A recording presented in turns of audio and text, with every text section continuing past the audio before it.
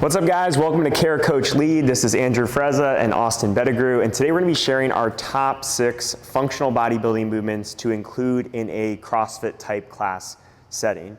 So before we get into our top 6, I want to just talk about why we do this.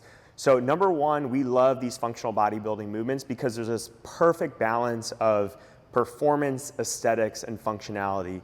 And so rarely are we talking about in a functional fitness setting the aesthetic aspect, and oftentimes in a bodybuilding setting, when we talk about aesthetics, we're trading aesthetics for performance or functionality, right? We're losing range of motion to gain size, gain definition, and we don't want to do that. So Marcus Filly, the creator of functional bodybuilding, has created an awesome balance that we can take into our class settings.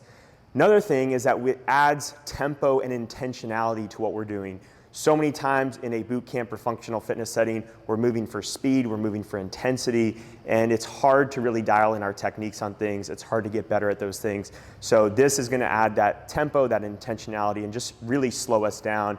And then finally, that ends up leading into injury prevention, helping our clients stay more bulletproof and pain-free in the gym. So we love functional bodybuilding. We found ways to incorporate more of it into our Beach Fit and our FTX classes. We have kind of a boot camp program and a CrossFit style program, and we love these moves in both programs. So we're going to show you our 6 that we incorporated the most in those 2 classes and talk a little bit about why we love them so much.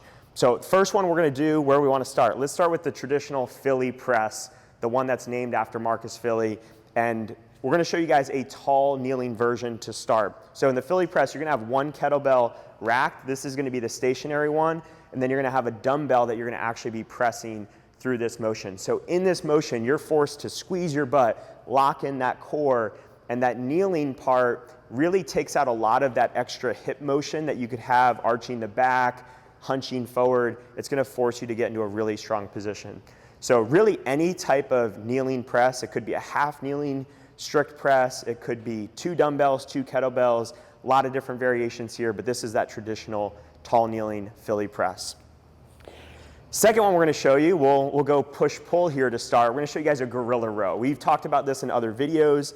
This is an awesome row where you get that stability of the ground with one kettlebell, and then you still have this really good horizontal position that you would have in a bent over row. And we find that clients actually get into a better bent over row position with this motion, this gorilla row, because they have that stability on the ground versus like a row where they might put their hand or their elbow on their knee, or they might be using a box. We tend to see clients that are up more at a 45-degree angle, and this one, they're able to really create some stability and be parallel to the ground.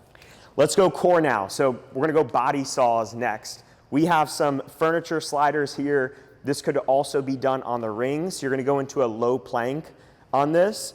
Try to create a little bit of that almost like hollow position with that low back, and then keep that as you go back. And you don't need much movement on this. What we find, biggest mistake on this, clients try to get too much motion on this. They try to go too far, and then you'll see a lot of clients or hear a lot of clients say, it hurts my low back. So really encourage clients to go small motion, keep this back position, and then controlling back and forth there. All right, next, let's go into some legs, cyclist squats. So if you have a slant board, I prefer a slant board in like a personal training setting, small group setting, but most of us don't have 20 slant boards lying around. So if you want to do it in a class setting, just use a plate. We like the 15 or 25 pound plates, tends to be the perfect height for this. You're going to have most of your heel on the plate, and then you're going to squat down, okay? And in this squat, we're actually intentionally keeping the feet narrower. We're intentionally not driving the knees out, keeping the knees directly over the toes, and we're intentionally letting the knees go over the toes to actually create that full range of motion at the ankles and that full range of motion at the knee. And this is great for knee rehabilitation or clients that struggle to squat below parallel. This is going to actually help them squat to their deepest possible depth. And then another one we have for the core is our rower pike. Okay, so this one could be done with sliders as well, but we like the rower here because most of us have these in our gyms, and we're going to be pulling the feet towards the body here. Okay, this is great for handstand prep. This is great, just a core finisher movement or a movement in a warm-up before a overhead day or handstand day, or even like a toes to bar day there. And what we're trying to do is get the hips stacked over the hands at the top of each of these. And then our final movement is going to be the glute bridge floor press. Okay, so we're going to do this with dumbbells. This could be done with barbells from the rack if you guys put the J hooks nice and low. But with this, you're going to be driving the hips up, getting into a glute bridge position, and then you're doing this bench press from this position. And basically, it's going to serve almost like a decline bench press. If you guys grew up in the Globo gym atmosphere, you've done decline bench press to work that lower chest.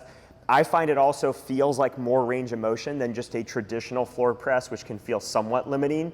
And then finally, it's reinforcing good habits of the bench press, which is using that entire body, using those heels, that butt to drive those feet into the floor and feel like you're really using the entire body through this motion. So that's a great standalone movement. It's also a great warm-up movement on bench press days to get everybody feeling good and fired up in that lower half. All right, so that's our top 6 favorite functional bodybuilding movements. We really like these in our FTX side or more CrossFit side as accessory movements in strength. And then in our beach fit side, we'll really throw these in at any day, any time. And these really can anchor a solid beach fit boot camp style day for us. So hopefully you guys found this video helpful. If you have any questions or comments, leave them below and we'll see you in the next video.